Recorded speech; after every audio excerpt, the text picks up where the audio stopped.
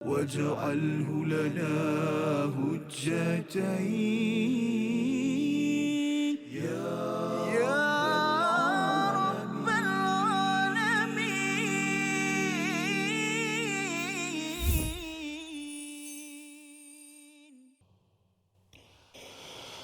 لا خير في كثير من نجواهم إلا من أمر بصدقة أو معروف أو إصلاح بين الناس.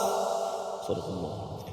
Assalamualaikum warahmatullahi wabarakatuh. Alhamdulillah wassalatu wassalamu ala Rasulillah wa ala alihi wa man walah. Syada la ilaha illallah, syada Muhammadan abduhu wa rasuluh. Allahumma salli ala sayidina Muhammad wa ala alihi wa sahbihi ajma'in. Amma ba'du. Apa khabar tuan-tuan dan puan yang dirahmati Allah sekalian? Kita bertemu dalam My Quran Time, Quran Salat Infaq pada hari ini untuk sama-sama kita mengulang kaji halaman ke-97 dan 98 daripada surah An-Nisa yang bertemakan kepada keadilan. Dan pada hari ini kita bersama dengan tetamu undangan Al-Fadhil Ustaz Dr. Hafiz Mahyuddin. Apa khabar Ustaz? Alhamdulillah. Ahlan wa sahlan. Ahlan. Alhamdulillah. Dan juga Ustaz Tirmizi, apa khabar? Baik, alhamdulillah Ustaz. Hari ini bersama dengan Dr. Hafiz kita. Ya, alhamdulillah. Tetamu daripada UiTM Shah Alam, ya, alhamdulillah, dan juga mengalu-alukan kehadiran bagi tetamu kita Ustaz Tir daripada Pasir Gudang. Masya-Allah, daripada Johor. Daripada Johor, alhamdulillah, daripada kumpulan muslimat kita, Rumah Ngaji Lisanul Haq. Allah. Oh, Lisanul Haq. Nama tu. Masya-Allah. Hebat, masya-Allah. Dari mana-mana Ustaz?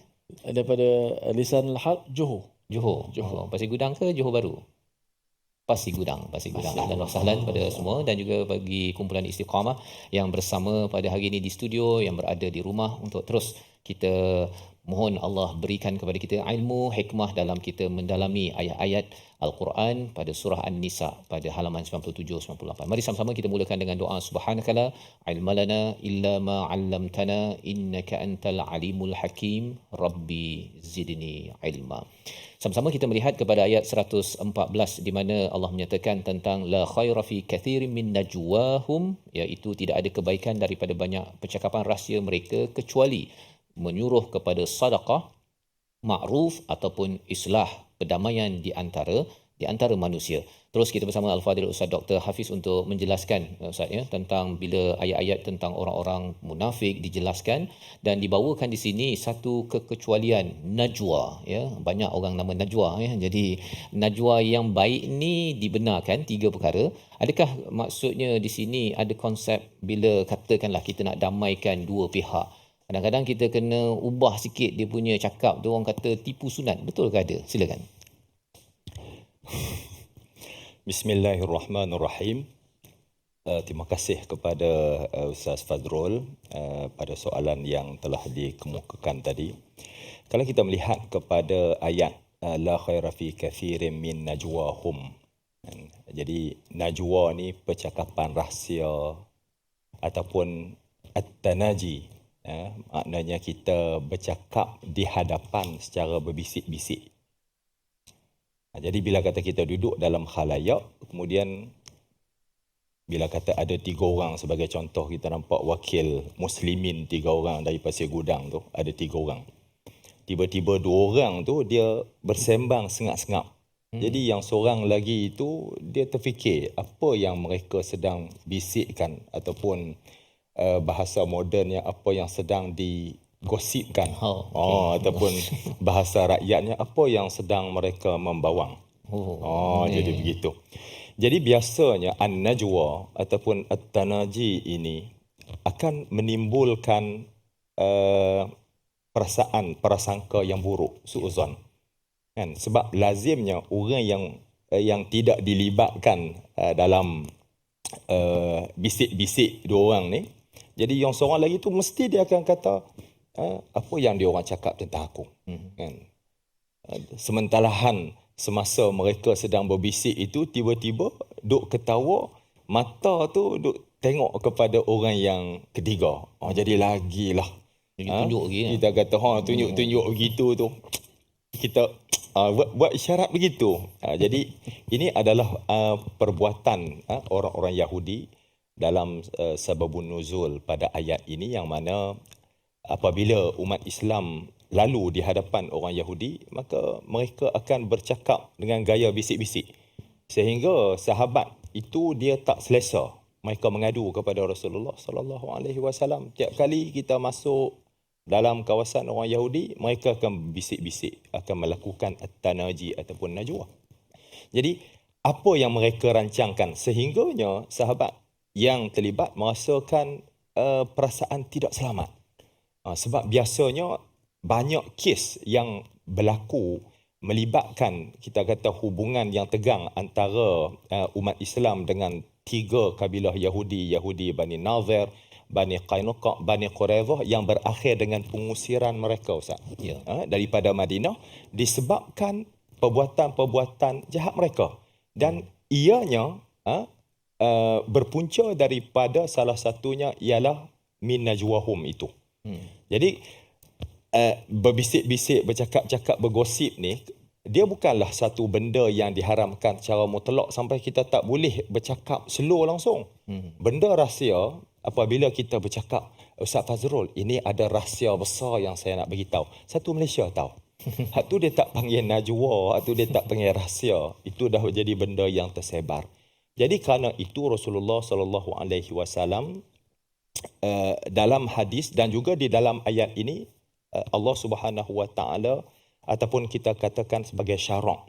Syarak sendiri memberikan pengecualian. Jadi ada najwa yang baik, iaitu antaranya menyuruh untuk melakukan sedekah. Kadang-kadang ialah bila kata kat depan sana tu kan ada dia orang letak tong sedekah. Sat lagi bila kata kita nak keluar, nak balik Pasir Gudang, entah bila pula nak mai, akan berbisik, kita nak bagi berapa Ustaz Tirmizi? 50 cukup tak? Malu kita geng Pasir Gudang. Mari jauh takkan bagi RM5. Jadi berbisik-bisik itu untuk nak menggandakan amount kita nak masukkan di dalam tabung sumbangan itu, tak jadi masalah apa. Begitulah juga untuk islah di antara, kita kata, mengakrabkan hubungan silaturahim yang terputus, yang tidak harmoni di antara kaum kerabat kita ataupun dalam kalangan komuniti setempat kita. Sebab saya yakin, yang saya percaya, kebanyakan yang datang ni mesti selain daripada terlibat dengan persatuan Lisanul Haq. Tuan-tuan, Lisanul Haq ini apa dia maksudnya? Ialah lidah kebenaran. Lidah kebenaran tu maknanya bagi komuniti tuan-tuan dan perempuan, orang akan menjadikan sebagai rujukan. Bila kata kita bercakap, orang akan dengar. Jadi kerana itu, bisik-bisik yang dilakukan dengan tujuan untuk islah antara manusia ini adalah dibenarkan. Dan tadi menjawab persoalan, adakah ada istilah tipu sunat nak damaikan dalam orang Islam?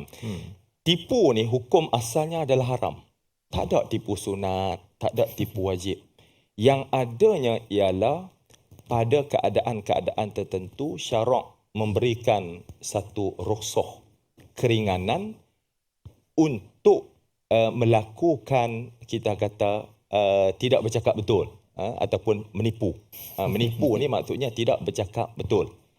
Jadi dibenarkan pada keadaan-keadaan tertentu. Jadi kes ini dia sama seperti contoh macam dalam kes lain yang syarak memberikan pengecualian pada pengharaman bangkai, kemudian daging khinzir, darah untuk digunakan dimakan ketika darurat. Seperti dalam ayat, innama harrama alaikumul maitata waddama walahmal khinzir wama uhilla bihi li ghairillah famanitturra ghaira baghin wala adin fala isma alaih. Maknanya pada ketika darurat, babi, darah, bangkai ni dia haram. Tak ada babi halal ataupun babi sunat. Jadi dia dibenarkan dikonsum, digunakan pada waktu darurat, jadi hukumnya itu terangkat. Begitulah juga di dalam kes tipu-tipu ini yang asalnya haram, tetapi untuk tujuan-tujuan yang baik, maka dibenarkan oleh syarak ketika darurat. Terima kasih diucapkan pada Al-Fadhil Ustaz Dr. Hafiz untuk menjelaskan bagaimana yang dimaksudkan dengan najwa sebentar tadi. Ya, mungkin ada nama anak kita Najwa, ya, dia pun rasa bersalah pula rasa bila tengok ayat-ayat sebelum ayat 113 ini, tapi rupanya ada najwa yang dibenarkan. Jadi teruskanlah nama najwa, tak payahlah nak tukar dekat IC tersebut. Yang penting tahu bahawa bisik-bisik mana yang dibenarkan, mana bisik-bisik yang tidak dibenarkan. Kita teruskan dengan ayat 115. Kita baca bersama untuk memahami apa lagi panduan untuk kita jadikan sebagai ikutan pada setiap hari kita. Ayat 115 bersama Al-Fadhil Ustaz Tirmizi. Silakan Ustaz. A'udzubillahi minasyaitanir ومن يشاقق الرسول من بعد ما تبين له الهدى ويتبع غير سبيل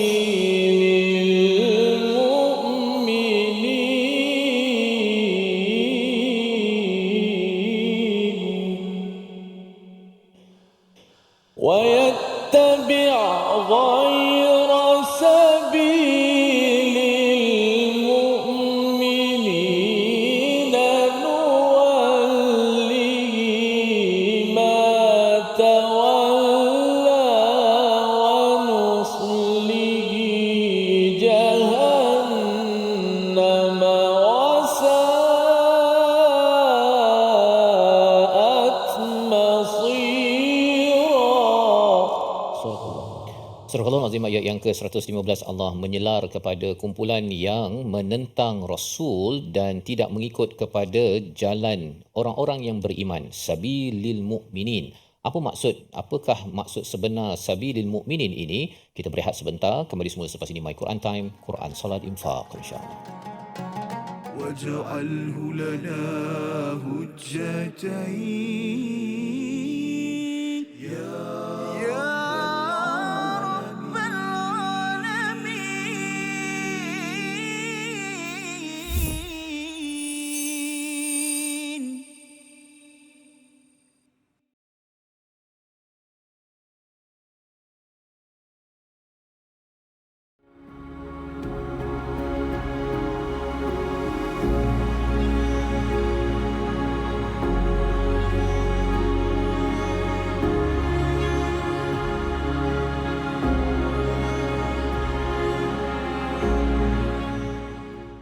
Apron will be blessed indeed with silk robes and rivers to feed, resting in the grandest of homes, drinking the smoothest salsabila. Minhuma jahina warzuqna tilawatahu.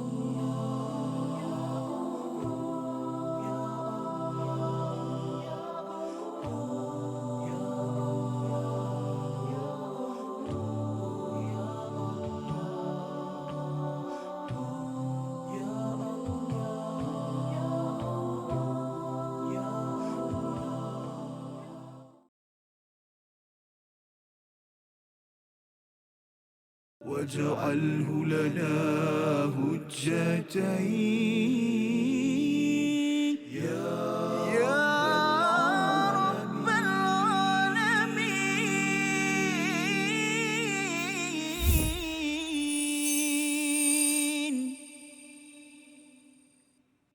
Kembali kita dalam My Quran Time, Quran Salat Infak pada hari ini. Sama-sama kita mengulang kaji halaman yang ke-97 dan 98 dan kita bersama dengan tetamu undangan pada hari ini Dr. Hafiz Mahidin untuk menjelaskan permata-permata daripada ayat surah An-Nisa untuk kita sama-sama jadikan panduan. Dan pada ayat 115 dijelaskan siapa yang menentang Rasul selepas jelasnya Al-Huda dan mengikut selain daripada jalan orang-orang beriman, maka kami akan memalingkannya dan kami masukkannya ke dalam neraka Jahannam. Terus kita bersama Al-Fadhil Ustaz Doktor untuk menjelaskan bila Allah menggunakan perkataan Al-Huda itu jelaslah Ustaz ya, kebenaran daripada Al-Quran. Tetapi bila bercakap tentang wayattabi' ghayra sabilil mu'minin, mengikut ya, orang-orang munafik ini tidak mahu mengikut selain daripada jalan orang beriman ni, apa maksud sabilil mu'minin? Di dalam ayat ini, jika kita perhatikan, Allah Subhanahu Wa Taala memberikan ancaman tentang dua perkara. Yang pertamanya ialah mereka yang menentang Nabi sallallahu alaihi wasallam selepas petunjuk hidayah ataupun kebenaran itu telah dinyatakan. Dan disusuli dengan ancaman kedua, iaitu kebenaran yang diikuti oleh umat Islam, yang diikuti oleh para sahabat. Jadi ini dinamakan sebagai sabilil mu'minin. Maknanya dalam mengikuti kebenaran, kalau kita melihat di sini, kita kena mengikuti Rasulullah sallallahu alaihi wasallam, dan yang keduanya ialah manhaj. Manhaj yang diikuti oleh majoriti umat Islam. Yang diikuti oleh sabilil mu'minin. Manhaj tu bahasa orang kampung tu apa? Orang kata apa, kalau kata bahasa mudahnya ialah kaedah. Kaedah. Okey, ataupun panduan, cara.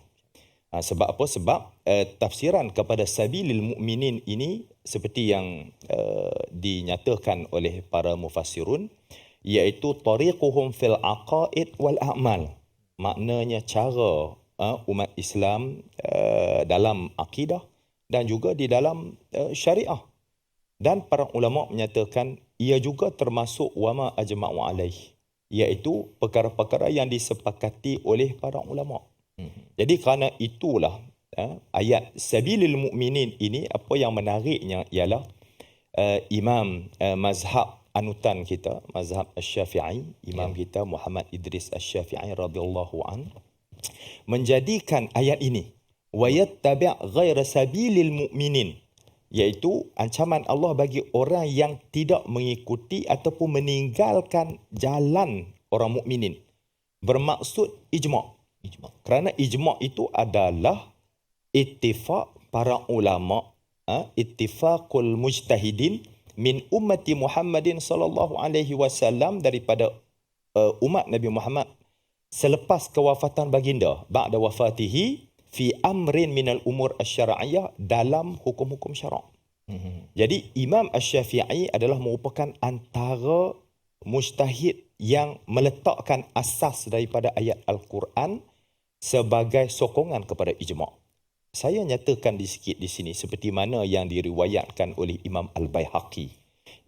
Imam Al-Baihaqi menceritakan yang anak murid Imam Asy-Syafi'i, Ar-Rabi' dan Imam Ar-Rabi' dan Imam Al-Muzani, mereka duduk bersama dengan Imam Syafi'i pada satu hari. Datang seorang lelaki yang dia bertanya kepada Imam Syafi'i, sumber hukum ataupun hujah dalil ni, apa dia urutan dia? Pertama Al-Quran, clear. Yang keduanya sunnah. Yang ketiganya Imam Syafi'i kata ittifaqul ummah, ataupun konsensus ulama ataupun ijma'.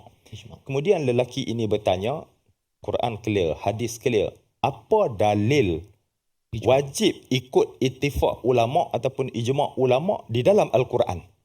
Berubah muka Imam Syafi'i dalam riwayat ni, sebab benda tu diterima oleh para ulama, cuma tak terfikir dalil daripada Al-Quran. Sebab dalil daripada hadisnya banyak. Seperti hadis la tajtami'u ummati ala dalalah, innallaha la yajma'u ummati ala dalalah, yadullah ma'al jama'ah, hadis riwayat At-Tirmizi. Jadi lelaki itu dia memberikan kepada Imam Syafi'i 3 hari. Dia kata tak apa, 3 hari tuan fikir dulu, cari dalilnya. Di sinilah Imam Syafi'i dalam riwayat ini menyatakan dia meneliti satu persatu ayat Al-Quran, Ustaz Fazrul, dan juga sidang jemaah semua, sidang pendengar-penonton sekalian. Setiap hari dia kata, saya membaca 3 kali Al-Quran. Duk cari, tak mana ayat ini? Hari kedua, hari ketiga. Sampai hari ketiga tu, baru tu jumpa ayat ini. Dalam satu riwayat lain yang disebut oleh Imam Fakhruddin Ar-Razi, dia menyatakan, version lain, Imam Asy-Syafi'i membaca Al-Quran 300 kali. Ditadaburnya satu persatu, akhirnya ditemukan ayat ini, wa yattabi' ghaira sabilil mu'minin. Ini adalah hujah kepada wajibnya kita menerima ijma'. Maka sebab itu hujah yang dibawakan oleh Imam Asy-Syafi'i ini diguna pakai oleh semua ulama-ulama usulul fiqh dan juga para mujtahidin yang datang terkemudian selepas itu. Tapi selain daripada ayat Al-Quran ini, banyaklah orang kata apa, dalil-dalil daripada hadis, daripada sunnah Nabi SAW. Cuma daripada ayat Al-Quran.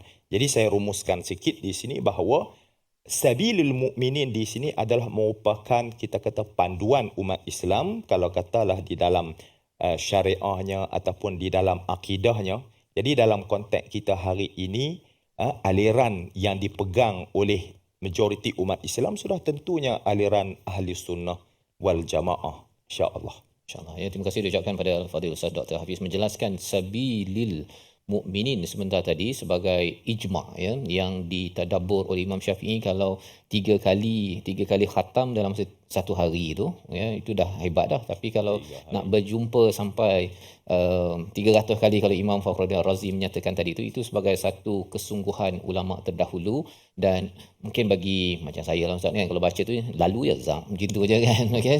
Tapi rupa-rupanya bagi setiap perkataan itu ada implikasi ilmu, dan itulah barakah daripada ilmu itu yang sampai pada kita, dan kita pun mudahlah Ustaz ya nak beramal untuk dengan apa usaha ulama-ulama terdahulu mengkaji isi kandung Al-Quran ini. Baik, kita bergerak kepada ayat 116.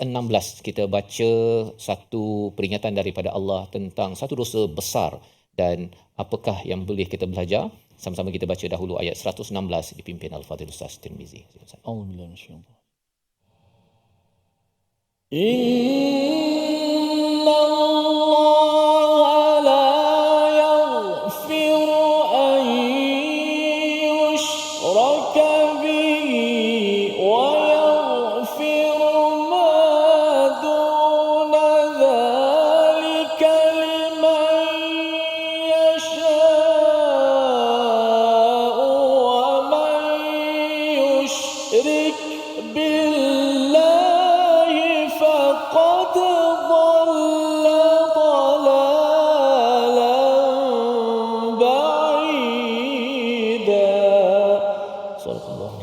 Surah Al-Azim ayat yang ke-116 ini, Allah mengampunkan, Allah tidak mengampun kepada dosa syirik dan mengampunkan selain daripadanya dengan kehendaknya. Bila membaca ayat terjemahan ini Ustaz ya, bila tengok kepada orang yang bukan Islam, dia dah menyembah berhala lah, buat itu buat ini, ya, ataupun orang Islam lagi yang pergi melawat kubur okey lagi kan, yang menyembah kubur tu, ya, dia kata dia dah terlibat dengan perkara syirik, dan ayat ini menyatakan dosa syirik tidak diampunkan. Apa sebenar kefahaman ayat ini? Kalau kita melihat kepada sifat rahmat Allah Subhanahu wa taala, Nabi ibadi anni anal ghafurur rahim. Allah Subhanahu wa taala menyatakan dalam surah Al-Hijr, sampaikan kepada para hamba-Ku bahawa sesungguhnya aku ini Al-Ghafur, Maha Pengampun dan Maha Penyayang. Apa saja kesalahan yang dilakukan oleh manusia, termasuk syirik, sebenarnya diampunkan oleh Allah Subhanahu wa taala di atas muka bumi ini. Pertama, kadang-kadang mungkin kita jangan salah faham, ayat ni kata Allah tak ampunkan dosa syirik. Tapi kita katakan bahawa Allah mengampunkan semua kesalahan yang dilakukan oleh manusia, termasuk kekufuran dan syirik. Apabila hambanya yang bukan Islam, yang kafir, yang musyrik itu, mereka memeluk Islam. Jadi apabila mereka memeluk Islam, maka Allah Subhanahu Wa Taala mengampunkan segala kesalahan-kesalahan, maksiat, dosa yang dilakukan sebelum ini. Afallahu amma salaf. Tuhan ampun. Ini sebenarnya satu kita katakan macam kerahmatan Allah Subhanahu Wa Taala, satu nikmat yang besar kepada saudara-saudara baru Islam kita yang memeluk Islam. Kan baru ni ada diceritakan yang ada atlet yang memeluk Islam apa semua. Itu adalah merupakan satu kurniaan yang Allah Subhanahu Wa Taala berikan kepada dia. Bagaimana dengan Islam walaupun tidak bertaubat, kerana Islam itu dia menghapuskan kesalahan-kesalahan syirik, kufur yang dilakukan sebelum itu. Jadi bagi kita umat Islam, Allah Subhanahu Wa Taala mengampunkan apa dosa, termasuk dosa besar, kecuali syirik.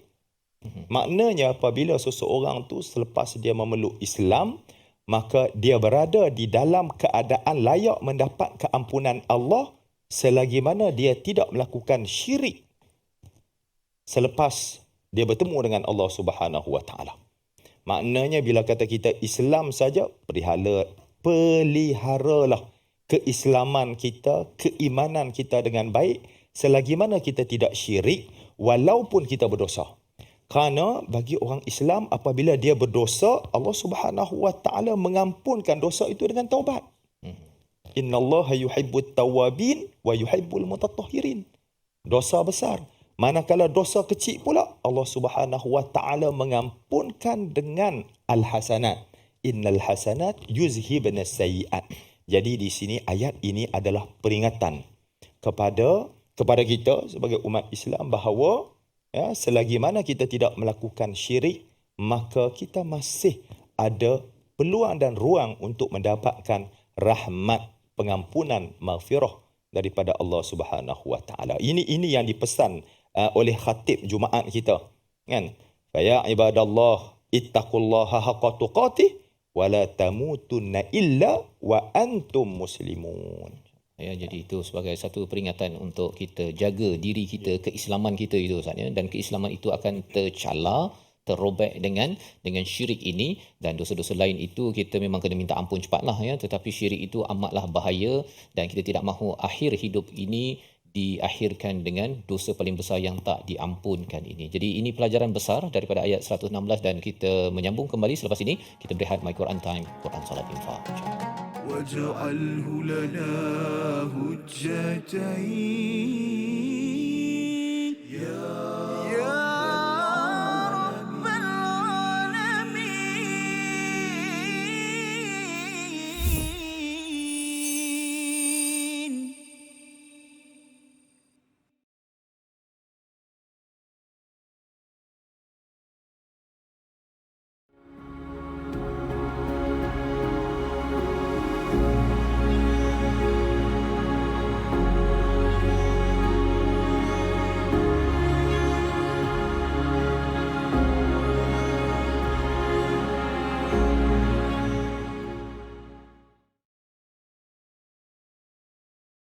Apron will be blessed indeed with silk robes and rivers to feed, resting in the grandest of homes, drinking the smoothest salsabila.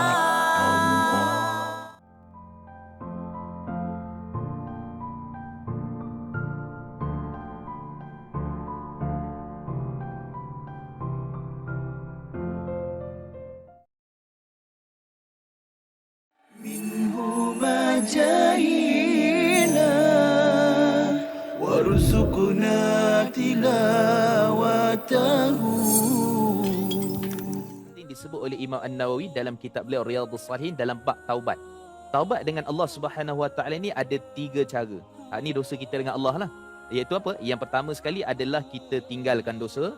Yang kedua, kita menyesal sungguh-sungguh takkan mengulangi, dan yang ketiga kita berazam betul-betul takkan repeat ataupun mengulangi balik dosa tu. So menyesal, tinggal, azam. Tapi kalau dosa itu melibatkan dengan manusia, maka waktu tu kita kena, kalau dia melibatkan harta yang dizalimi, kita kena pulang balik. Contoh, Kalau kita pernah tipu orang dalam bab pelaburan, tak ramai pun dalam 500 orang. Kena pergi cari balik orang tu, minta maaf dengan dia, pulangkan balik, jangan kurang 1 sen pun daripada harta yang kita pernah tipu dia. Tu penting tu.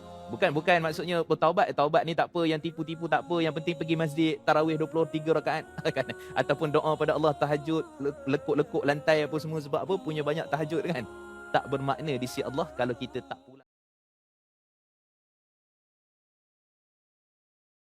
واجعله لنا هجتين يا رب العالمين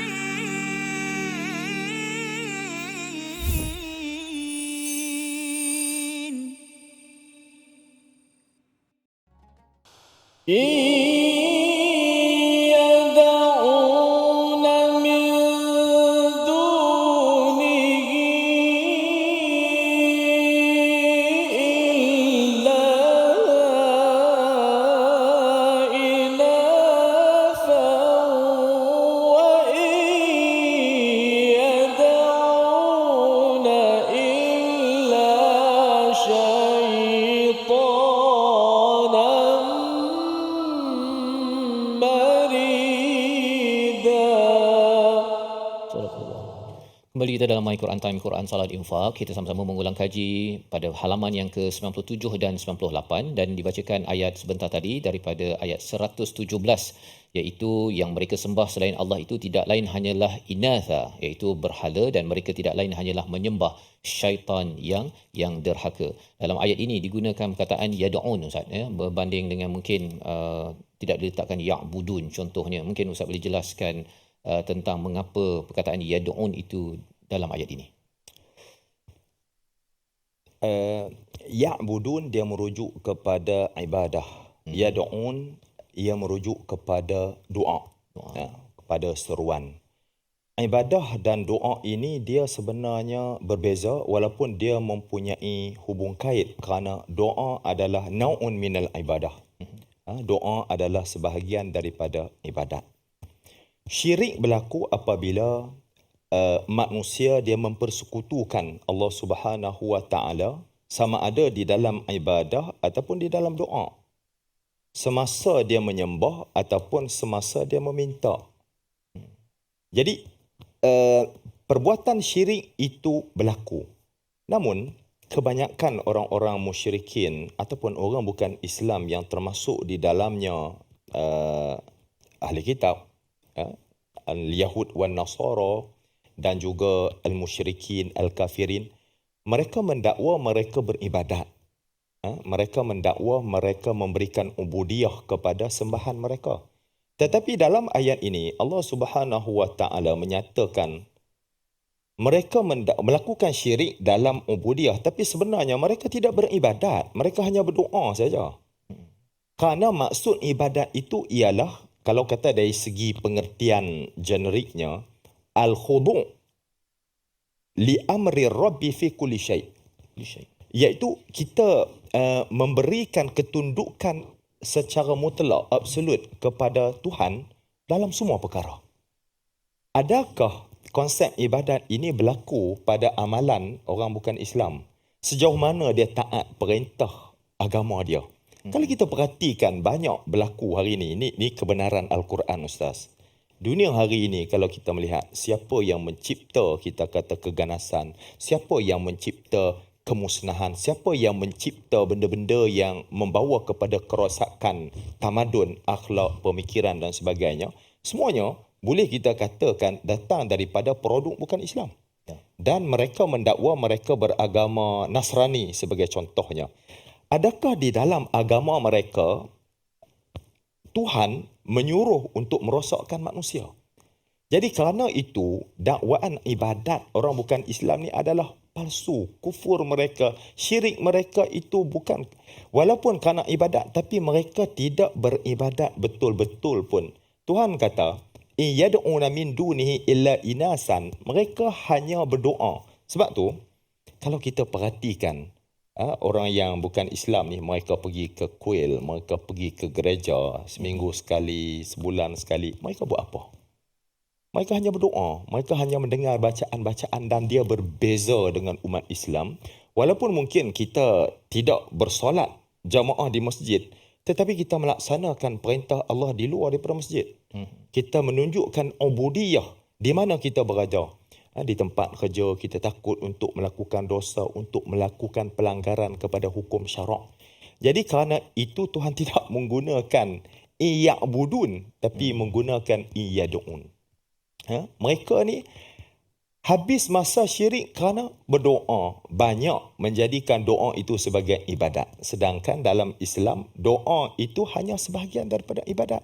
Ibadat itu lebih besar daripada doa. Terima kasih ucapkan pada Dr. Hafiz menjelaskan betapa mereka bukan beribadah sebenarnya, mereka hanyalah berdoa. Doa pun pada perkara yang tak boleh nak kabulkan doa mereka, dan mungkin bercakap tentang doa ni Ustaz ya, nak menunjukkan psikologi manusia ni memang kita perlukan bantuan, tetapi mereka ni minta bantuan daripada tempat yang tak kena kan. Dia kena scam dengan syaitan yang dinyatakan pada hujung ayat 120 itu, ghurura ya, yang suka menipu. Dan bercakap tentang bagaimana penipuan syaitan ini dijelaskan pada ayat 119. Mari sama-sama kita baca ayat ini. Dan ada perkataan an'am pula. Biasa kita makan kambing gulik lah, kan sedap tu kan. Tapi kat sini yang an'am ini, kambing itu Allah templak pula amalan yang dibuat oleh mereka yang menyembah berhala, menyembah syaitan. Ayat 119 kita baca bersama Al-Fadhil Ustaz Tirmizi. وَلَأُضِلَّنَّهُمْ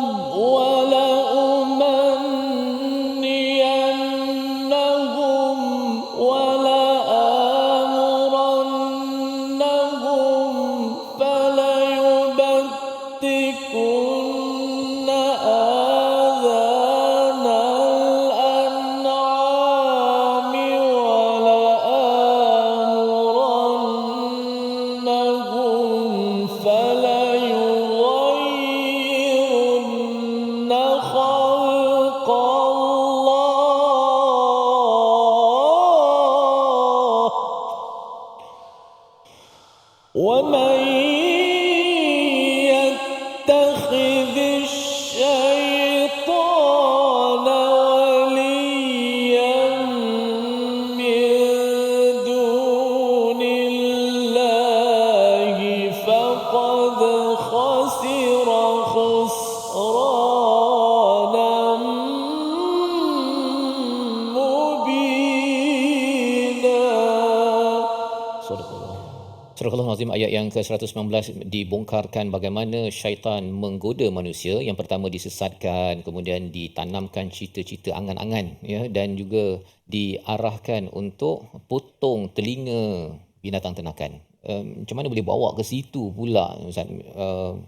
Apa kefahamannya?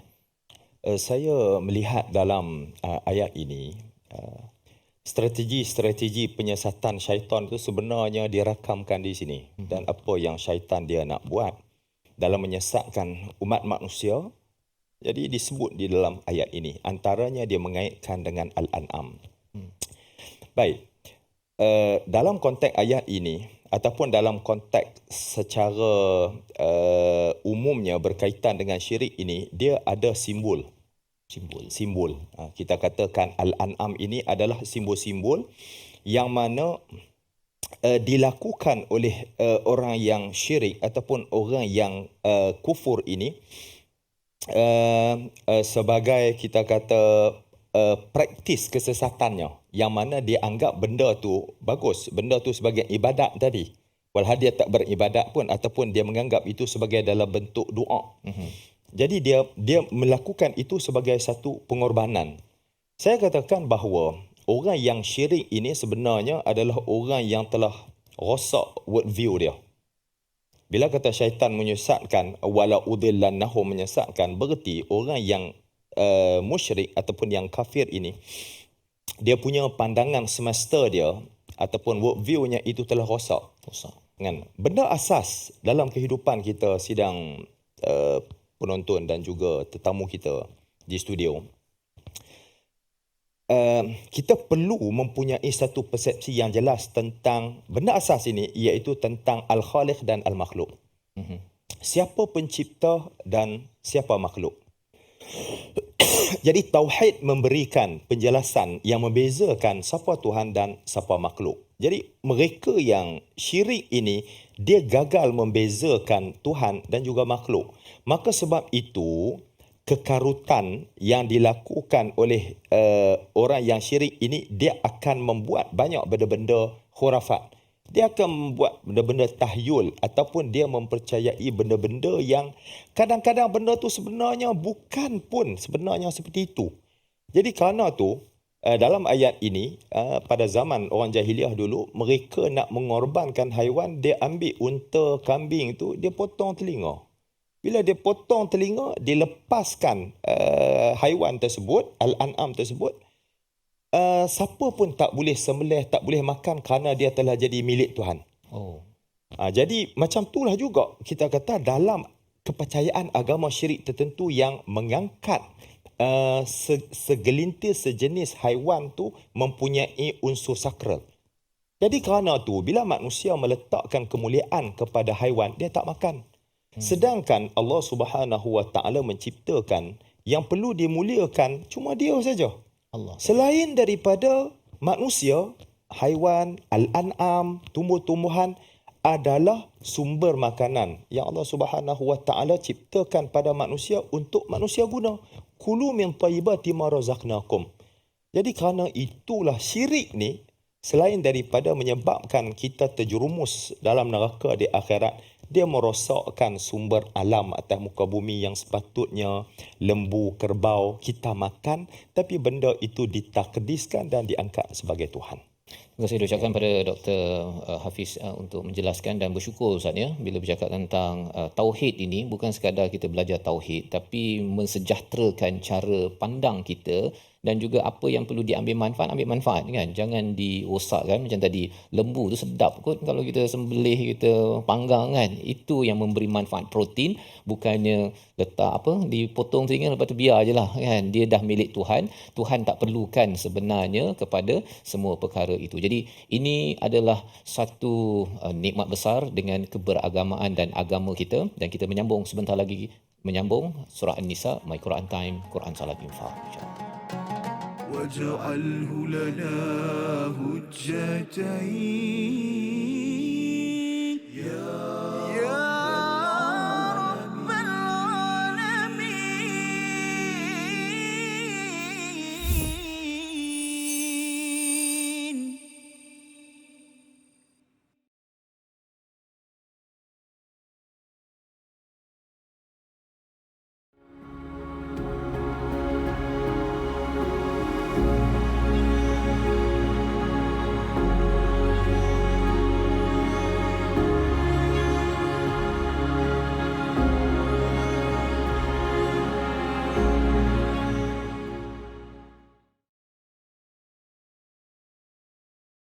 Upfront will be blessed indeed with silken robes and rivers to feed, resting in the grandest of homes, drinking the smoothest salsabila.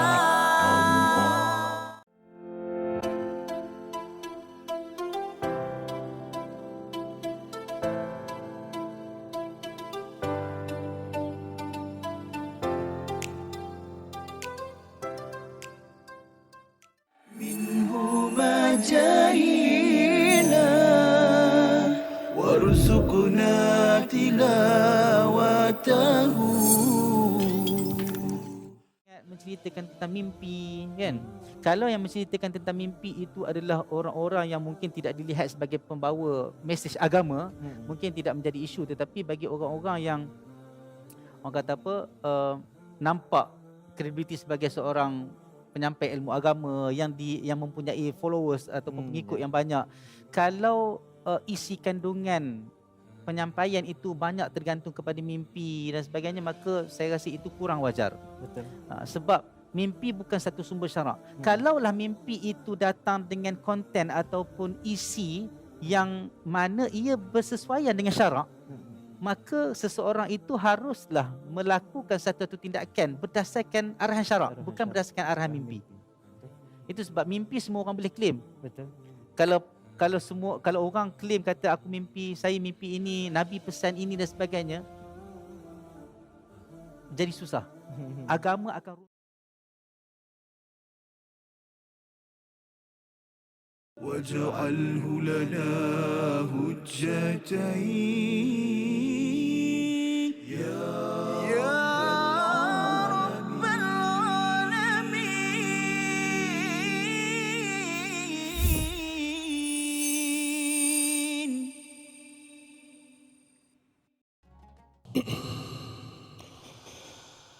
والذين آمنوا وعملوا الصالحات سندخلهم جنات تجري من تحتها الأنهار خالدين فيها أبدا وعد الله حقا ومن أصدق من الله قيلا. Surah Al-Azim, kita kembali dalam My Quran Time, Quran Salat Infak, untuk sama-sama kita mengulang kaji halaman 97 dan 98, dan sebentar tadi kita mendengar ayat 122 di hujung itu, selepas Allah menceritakan tentang ganjaran bagi orang yang beriman dan beramal soleh dengan dimasukkan ke dalam syurga. Di bawahnya ada sungai dan kekal di dalamnya, dan janji Allah ini benar. Waman asdaqu minallahi qila. Siapakah yang lebih benar perkataan daripada Allah? Berbanding dalam ayat yang ke-87 di hujung itu, ya, kalau kita merujuk kepada halaman yang ke-92, kita akan bertemu dengan waman asdaqu minallahi haditha. Siapakah yang lebih benar daripada haditha? Terus kita bersama Al-Fadhil Ustaz Dr. Hafiz menjelaskan apa beza Ustaz antara qila dan haditha dalam ayat yang kita baca. Ini antara al-i'jaz al-bayani fil Quran. Di antara kita kata i'jaz, penyampaian, cara kaedah penyampaian dalam Al-Quran.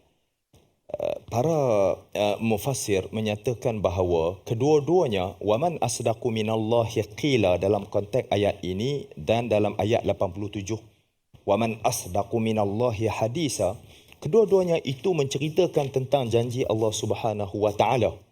Janji Allah Subhanahu wa taala yang benar. Cumanya apa beza qila dengan hadisa? Waman asdaqu minallahi qila di sini dia menceritakan tentang suatu perkara yang mana fokusnya itu daripada pihak lain. Maknanya dalam ayat ini Allah Subhanahu wa taala membuat janji, menceritakan janji, dan perkara yang dijanjikan itu bukan Allah mencerita daripada pihak dia, tapi Allah mencerita tentang orang-orang yang beriman, beramal soleh. Kami akan masukkan mereka ke dalam syurga. Ini adalah janji Allah untuk counter janji syaitan tadi. Ya'iduhum wa yumannihim wa ma ya'iduhumus syaitan illa ghurura. Yang mana syaitan membuat janji yang memang janjinya adalah janji palsu. Jadi apabila Allah Subhanahu wa taala nak counter janji syaitan, jadi apa yang Allah ceritakan itu adalah merupakan qila. Berbanding dengan ayat waman asdaqu minallahi hadisa, al-hadis bermaksud penceritaan tentang sesuatu tetapi fokusnya daripada diri sendiri.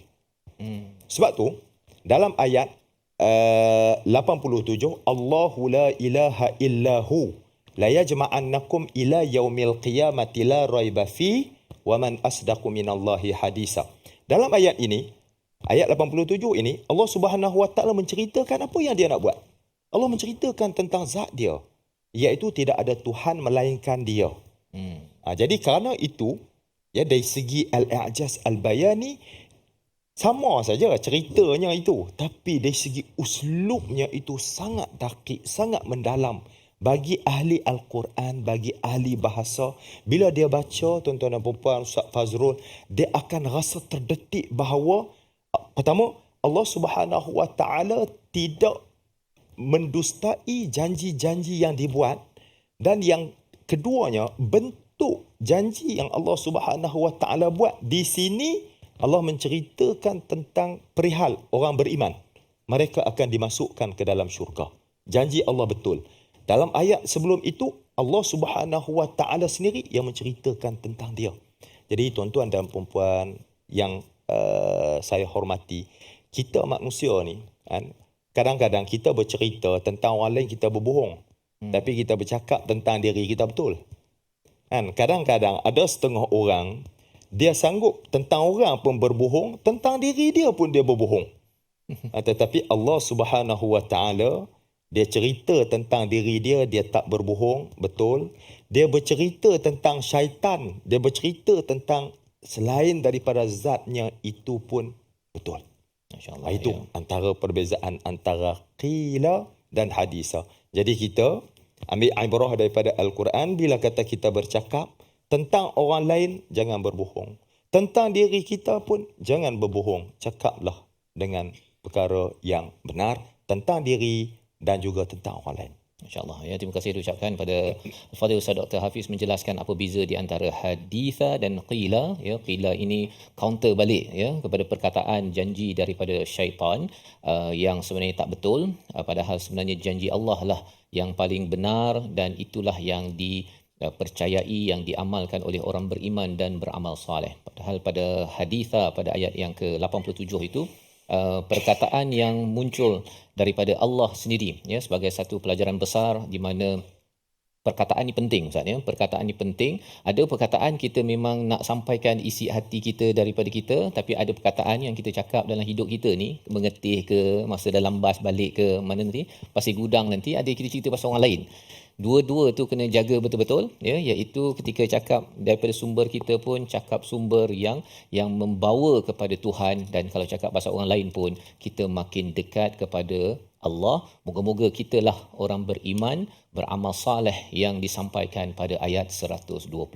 Subhanallah ya. Jadi perkataan lain baris, lain perkataan, semuanya membawa pelajaran besar Ustaz ya. Bila kita tadabbur, seperti mana kalau Imam Syafi'i itu lagilah hebatnya, dia sampai mengeluarkan satu kaedah framework untuk menentukan panduan kehidupan dengan tadabbur yang dibuat. Kita teruskan berdoa pada Allah SWT agar kita dibukakan lagi dan lagi pintu ilmu, hikmah daripada interaksi kita bersama Al-Quran. Di hujung ini kita berdoa bersama Al-Fadhil Ustaz Dr. Hafiz. Silakan Ustaz.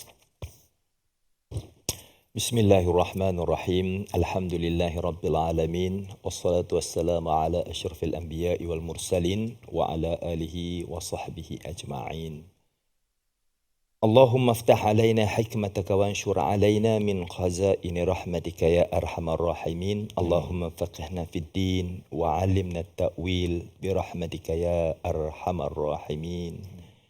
Allahumma arinal haqqa haqqa warzuqna ittiba'ah wa arinal batila batila warzuqna ijtinabah. Allahumma jam'ana hadha jam'an marhuma wa tafarruqna min ba'di hadha tafarruqan ma'thuma wa la taj'al fina wa la ma'ana syaqiyan wa la matruda. Rabbana zalamna anfusana wa illam taghfir lana wa tarhamna lanakunanna minal khasirin. Allahumma ja'alna min ibadika as-salihin. Allahumma ja'alna min ibadika al-muttaqin. Allahumma ja'alna min ibadika alladhina yastami'una al-qawl fayattabi'una ahsanah. Rabbana atina fid dunya hasanah wa fil akhirati hasanah wa qina adzaban nar. Wa sallallahu ala sayidina Muhammadin nabiyil ummi wa ala alihi wa sahbihi wasallam. Walhamdulillahi rabbil alamin. Amin amin ya rabbal alamin. Kita memohon Allah mengabulkan doa kita sebentar tadi, dan terus kita diberikan istiqamah dalam kita berinteraksi dengan Al-Quran. Saya ucapkan ribuan terima kasih kepada Al-Fadhil Ustaz Dr. Hafiz bersama, dan jangan sakit Ustaz ya, nanti kita nak jemput lagi ni untuk kita melihat ya perkataan-perkataan indah daripada Al-Quran. Dan jangan lupa tuan-tuan untuk bersama dalam tabung gerakan Al-Quran, satu platform untuk tuan-tuan menyumbang dan juga menghubungi nombor di talian untuk kita berbincang bagaimana Al-Quran dipelbagaikan penyampaian dan pelaksanaan program agar keindahan Al-Quran, panduannya ini dapat kita sebarkan di peringkat universiti, di peringkat organisasi, institusi, kerana kita yakin bahawa hidayah ini amat kita perlukan, perlu kita sebarkan hinggakan perkataan-perkataan di media sosial, di peringkat ceramah-ceramah yang ada adalah ceramah perkataan yang benar-benar benar pada diri, benar bila memberi komentar kepada masyarakat.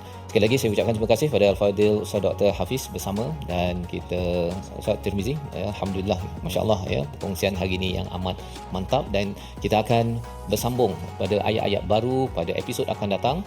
Al-Quran Time, Quran, Salat, Infaq, insya-Allah.